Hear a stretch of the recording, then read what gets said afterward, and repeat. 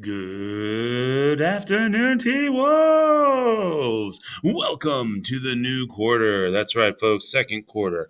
You should be able to go to Skyward and see your grade for quarter one. That'll be on the report card for that gets out at the end of the week. I can't speak for any other classes, but I will say that the social studies grades in Skyward are correct. So if you're curious, you can go check there. Moving forward, yes, we are in second quarter. So now we are talking about culture, and it is my personal favorite. So we talked about basically just the introduction of culture, just kind of getting into what culture is about loosely. So if we go to quarter two, go to week of November 2nd, plop on into Monday, you will see that there is a little What is Culture video. And this is a very short video, about 7 minutes, that really helps explain the major elements of culture. Those elements are uh, they are symbols, language, values, and norms. These are the four things that make up our culture. When we get into norms, though, there's a little bit of a bonus. You've got folkways and mores. But symbols, when you think of symbols that help us understand what our culture looks like, they can be a lot of different things, but ostensibly, a symbol is simply something that you can immediately recognize, and it doesn't have to have any other impact, verbally or audibly. It doesn't have to say anything as long as it has significant meaning. So, for example, you can see that this symbol is most likely immediately recognizable to you as McDonald's. And even though, yes, I have finally said McDonald's, probably your brain is going, oh, McDonald's, Golden Arches, ba da da da da, I'm loving it, and any other commercial, right? The Travie Patty, right? That was most recently at McDonald's. So this is what we mean when we say a symbol.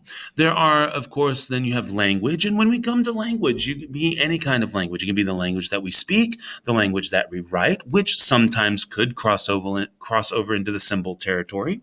But it also can be body language. For example, in the video you're going to watch, they give a brief example of how making eye contact here in the United States is generally a sign of respect because you are giving the person your attention. You're showing that you are engaging with them. But in other cultures, it's a sign of disrespect because you're looking into their eyes like you're challenging them. So again, language is culture. Values. Where do we get our values from?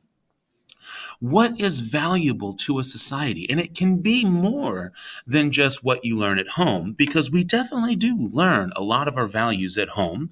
Our parents, our families provide much of our grounding and a foundation for our values that we hold, but we can also get them from our religion. If you are a person of faith, you might get them from a greater societal impact, perhaps if you are a person who is not of faith. Maybe you have that combination anyway, where you get things from society, you get things from our laws, you get things from your faith, you get things from your family. All of these things provide value and they become the values that you hold. But more importantly, those societal values can be things like, do we value materialism? Do we value the individual? Do we more perhaps value the collective?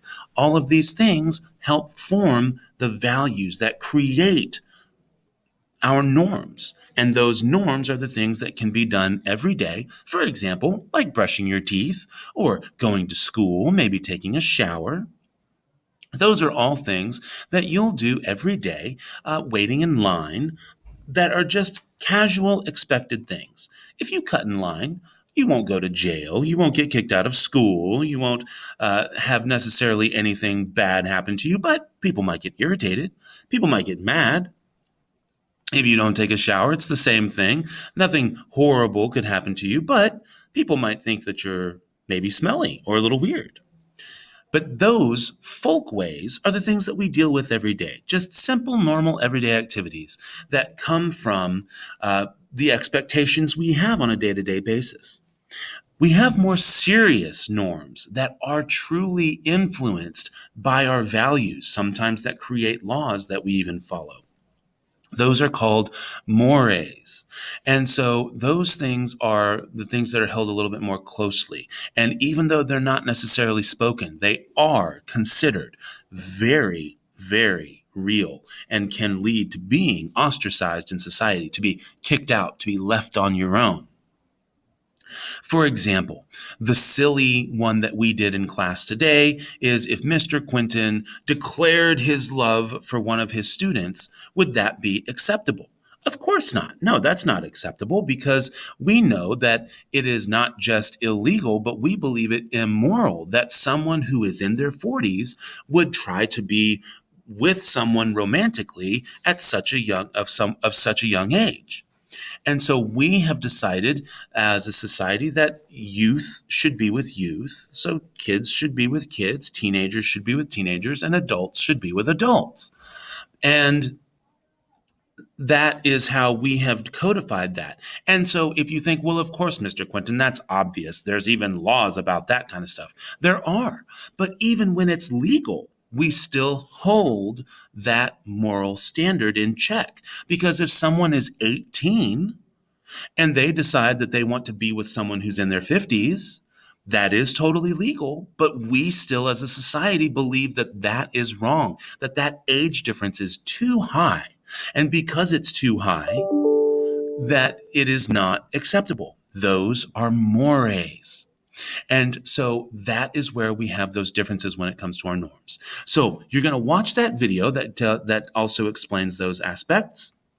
And then after you watch that video, you can come and take care of the assignment.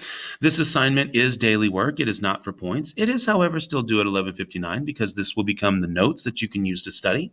You'll note that you're going to be able to fill out the culture traits on the document itself, but there is a vocabulary alert. You'll see that culture and cultural traits have been defined for you here. And so they are also defined in our document that you'll be doing the work on.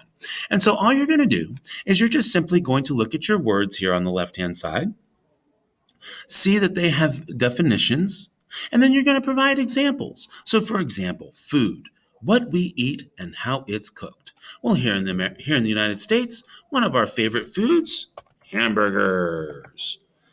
And that's all you're doing. You're simply providing an example of what that is. If you think about families and how a family is structured, then you might think at your house, well, let's see, I have mom and dad at home, and then I have myself, and I have my siblings. So my family structure is that of my parents and my siblings.